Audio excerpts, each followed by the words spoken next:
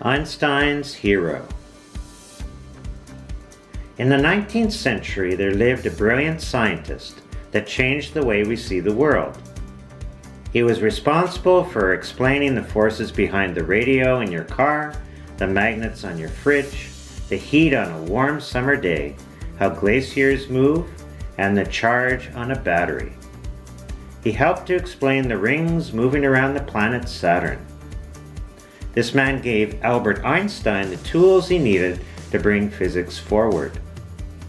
In 1931, Einstein described his work as the most profound and the most fruitful that physics has experienced since the time of Newton. Perhaps only once each century, there comes a mind, a person whose vision perceives the scientific world to be chaotic, and whose genius is to see a higher order within that chaos, elevating the subject to a completely new level of understanding. This mystery scientist's name was James Clerk Maxwell. He was born on the 18th of June, 1831, to Francis Kay and John Clerk from Edinburgh, Scotland. From an early age, Maxwell's teachers knew he was a prodigy. He was intensely curious and talented. Maxwell's early education was provided by his Christian mother and included studying the Bible.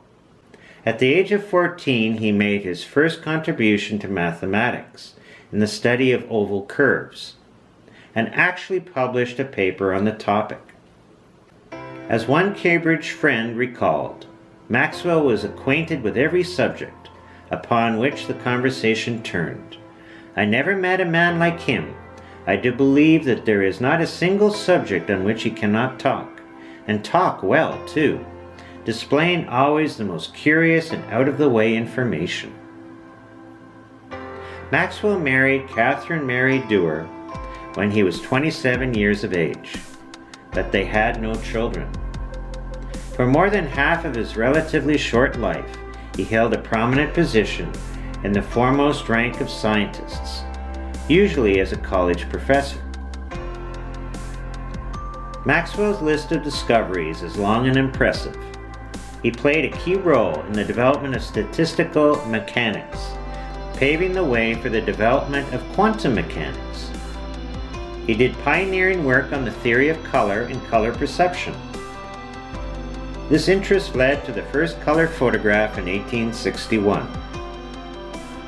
He worked out that any color of light could be made by mixing different amounts of blue, green, and red light. Maxwell's unification of electricity and magnetism was certainly his greatest contribution to physics. He realized that electric and magnetic fields together create a wave that can move through empty space at the speed of light. He also did extensive work and research on the kinetic theory of gases. His formula, called the Maxwell distribution, gives the fraction of gas molecules moving at a specified velocity at any given temperature. He developed equations to model Saturn's rings and concluded that they must consist of countless individual particles rather than solid concentric ringlets. His theory was confirmed to be correct in the 1980s when the Voyager space expeditions allowed closer examination of Saturn.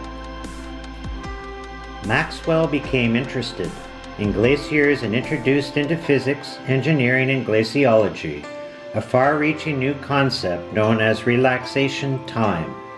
A glacier behaves like a solid at times shorter than the relaxation time, but like a liquid at longer times.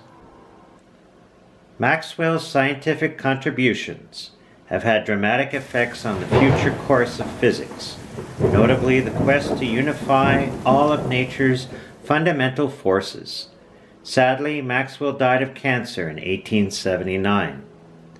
He never lived to see many of the applications of his discoveries. With one set of equations, one brilliant leap of inspiration and insight, Maxwell united three great realms of physics: electricity, magnetism, and optics. It is no wonder that Albert Einstein admired him.